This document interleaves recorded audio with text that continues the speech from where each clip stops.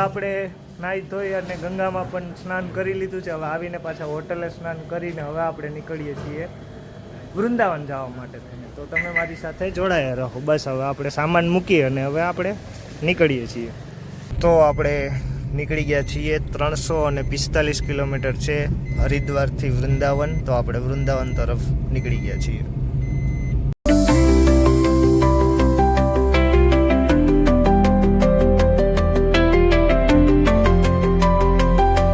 અહીંયા આપણી કેસર કેરી તો છે નહીં, પણ આ બધી પ્રકારની આવે છે તો આપણે લીધી છે ટેસ્ટ કરવા માટે થઈને.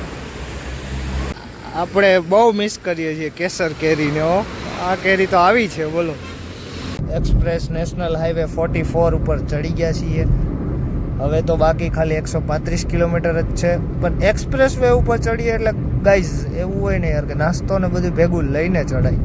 આપણે કંઈ લીધું નથી ને હવે ભૂખાઈ લાગી છે, પણ અહીંયા કંઈ આવતું નથી એક્સપ્રેસ વે ઉપર. હજી 60 કિલોમીટર સુધી કન્ટિન્યુ સ્ટ્રેટ જ બતાવે છે, પછી આવશે નીચે. તો આપણે વેઇટ કરીએ છીએ, એના સિવાય તો કોઈ ઓપ્શન છે નહીં હવે. તો હું તમને એક સલાહ આપું કે તમે કોઈ આવો ટ્રીપ ઉપર તો નાસ્તો ભેગો રાખજો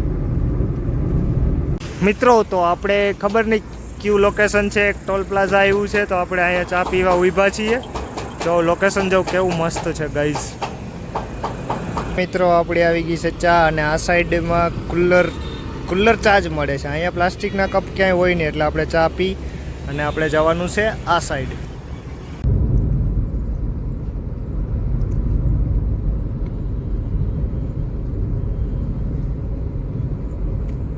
તો મિત્ર આપણે પહોંચી ગયા છીએ વૃંદાવન. વૃંદાવનનો ગેટ આવી ગયો છે.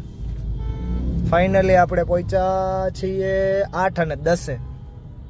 હોટલ રાખી દીધી છે અને ગાડી પણ પાર્કિંગ કરી છે, તમે જોવ છો. બસ હવે આપણે પેદલ ચાલીને જવું પડે, કેમ કે અહીંયા વૃંદાવનમાં એટલી ટ્રાફિક છે ને, એટલા માટે તેને ગાડી ક્યાંય અલાઉડ નથી કરતા. તો આપણે હવે ચાલીને જઈએ છીએ વૃંદાવનની ગલીમાં આટો મારવા. તો મિત્રો આપણે વૃંદાવનની ગલીમાં નીકળ્યા છીએ આટો મારવા માટે.